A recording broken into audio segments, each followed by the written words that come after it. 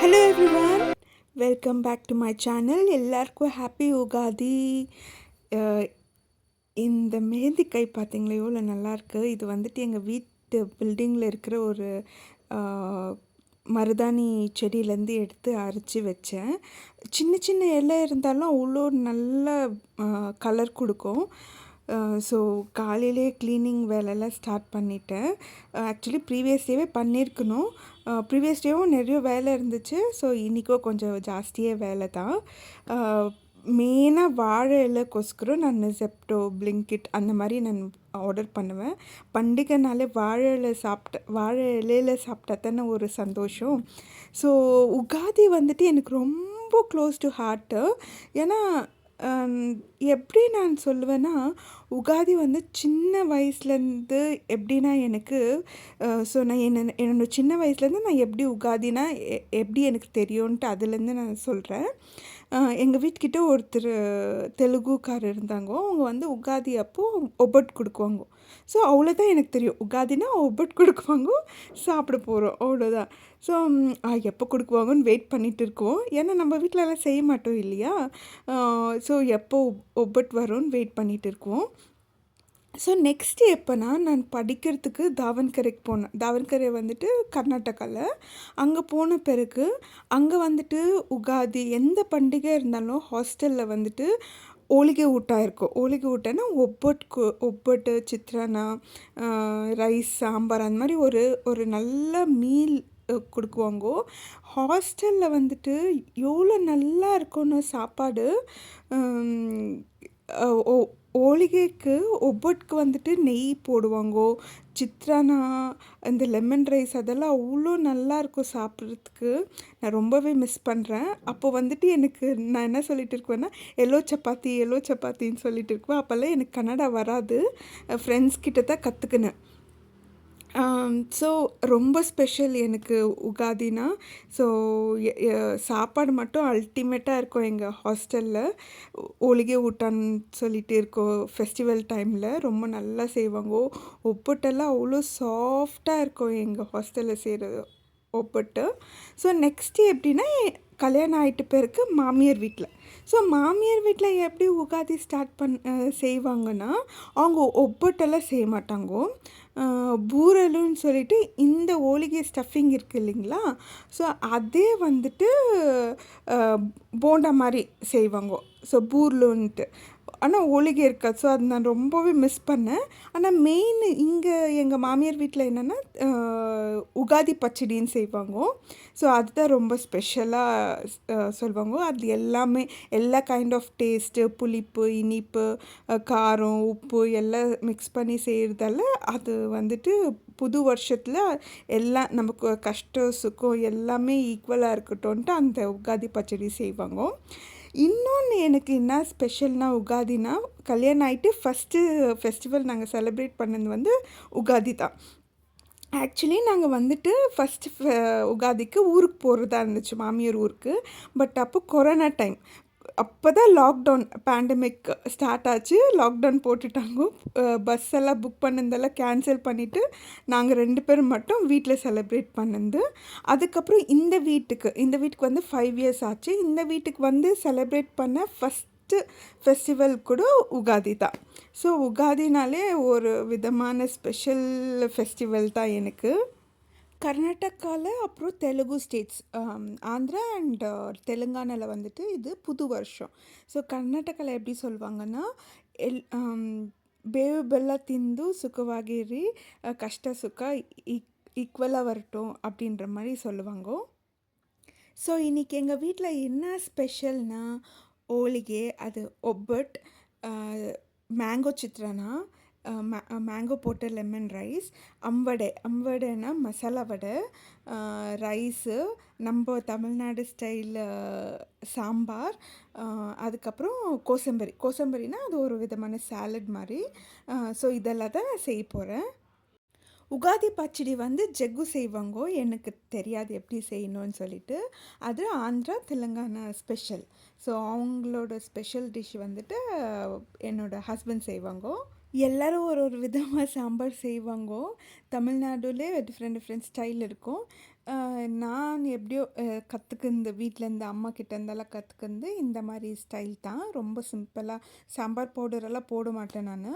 வீட்ல இருக்கிற மொளகாத்தூள், தனியாத்தூள் இது போட்டு தான் சிம்பிளான சாம்பார் செய்வேன்.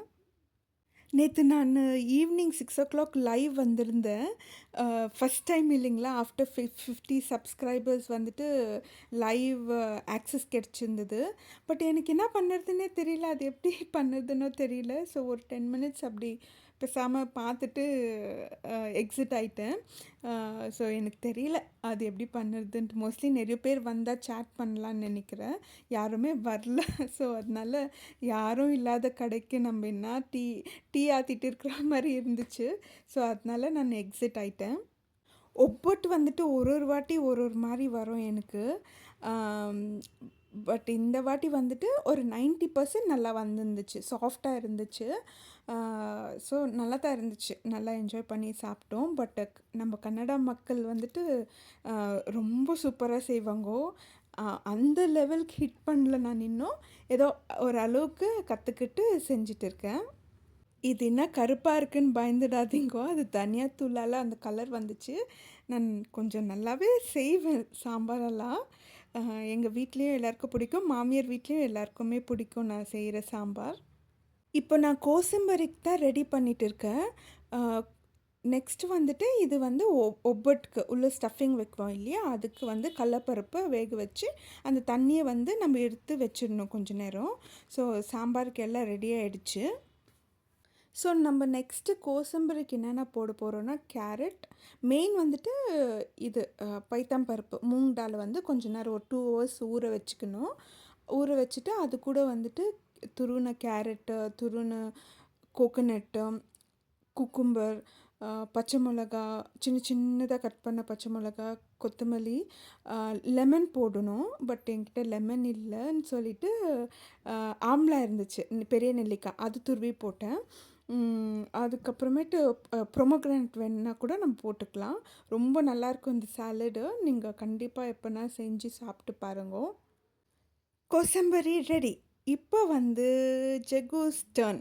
ஸோ ஜெகு வந்துட்டு உகாதி பச்சடி செய்ய போகிறாங்க. எப்படி செய்ய போகிறாங்கன்னா, பனானா கட் பண்ணி போட்டுக்கணும் சின்ன சின்ன பீசஸாக. அப்புறம் கொஞ்சம் மாங்காய் கட் பண்ணி போட்டுக்கணும்.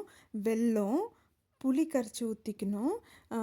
இது வேப்பம் பூ, அதுக்கப்புறமேட்டு வந்துட்டு உப்பு, மிளகுத்தூள், பொட்டுக்கடலை, உப்பு, மிளகாத்தூள், அப்புறமேட்டு டேட்ஸ் கூட போட்டுக்கலாம். ஸோ இதெல்லாம் போட்டுட்டு நல்லா மிக்ஸ் பண்ணி கொஞ்சம் புளி ஊற்றிருக்கோம் இல்லையா, அதனால கொஞ்சம் நல்லா தண்ணி ஊற்றிக்கணும். ஸோ ஃபைனலி சாம்பாரும் ரெடி ஆகிடுச்சு. ரொம்ப நல்லா வந்துருந்துச்சு சாம்பார். என்னென்னா முருங்கைக்காய் வந்து கொஞ்சம் முத்தி போன முருங்கைக்காய் கொடுத்துட்டு இருந்தாங்கோ. செப்டோலேருந்து ஆர்டர் பண்ணியிருந்தேன்.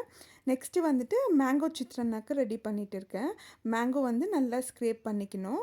அதுக்கப்புறம் எண்ணெய் ஊற்றி கல்லாக்கொட்டை, கடுகு, உளுத்தம்பருப்பு, கடலப்பருப்பு, பச்சை மிளகா இதெல்லாம் வந்துட்டு போட்டு நல்லா ஃப்ரை பண்ணிவிட்டு லைட்டாக மஞ்சத்தூள் போட்டுக்கணும்.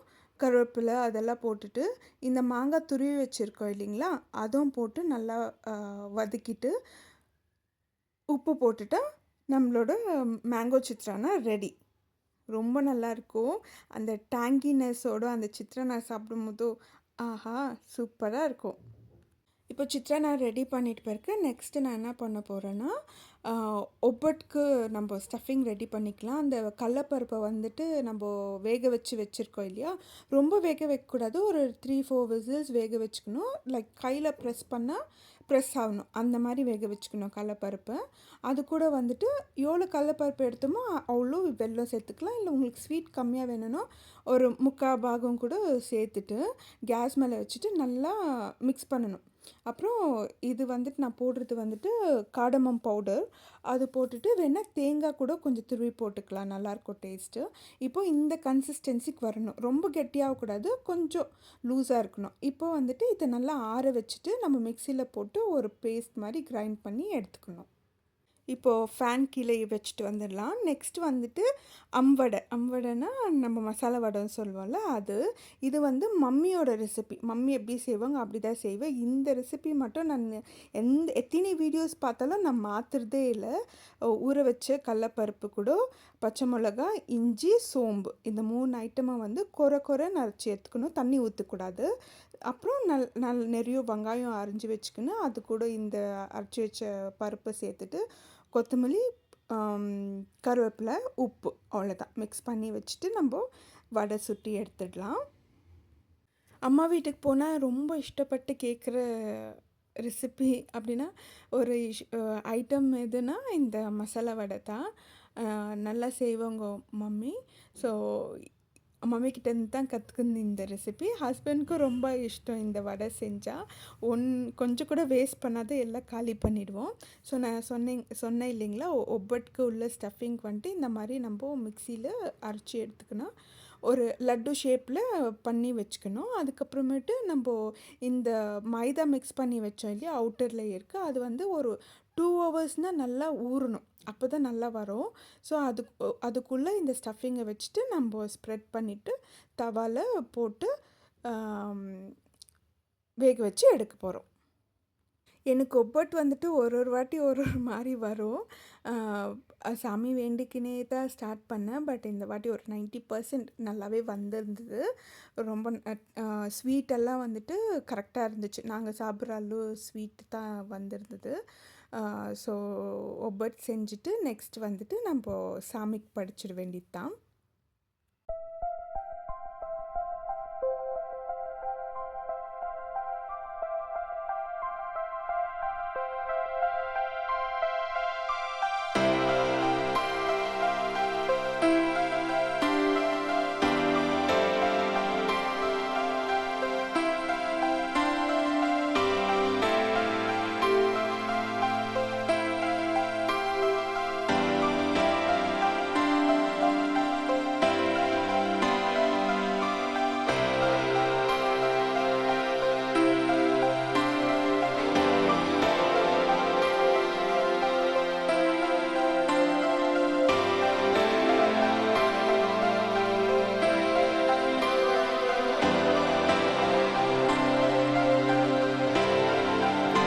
ஸோ மாமியார் வீட்டில் வந்து இலை இப்படி போடுற பழக்கம். இப்படி அந்த ஹெட்டு பார்ட் வந்துட்டு அந்த சாமி பக்கம் பார்க்குற மாதிரி. ஸோ அதே தான் நானும் ஃபாலோ பண்ணிகிட்டு இருக்கேன். ஸோ இலை இந்த மாதிரி தான் சாமிக்கு போடுறது. ஒரு வாட்டி இப்படியும் போட்டுடுவேன். நம்ம யூஸ்வலாக நம்ம வீட்டில் போடுறோம் இல்லையா, அந்த மாதிரியும் இலை போட்டுடுவேன். ஸோ சாமி கும்பிட்டுட்டு சாப்பிட்டோம். ஸோ இந்த இலையே சொல்லும் நாங்கள் யாருன்னு சொல்லிட்டு. சித்ரானா ஒப்பட்டெல்லாம் வந்துட்டு கர்நாடகா, அப்புறம் சாம்பார் வந்து தமிழ்நாடு, இந்த உகாதி பச்சடி வந்துட்டு தெலுங்கு.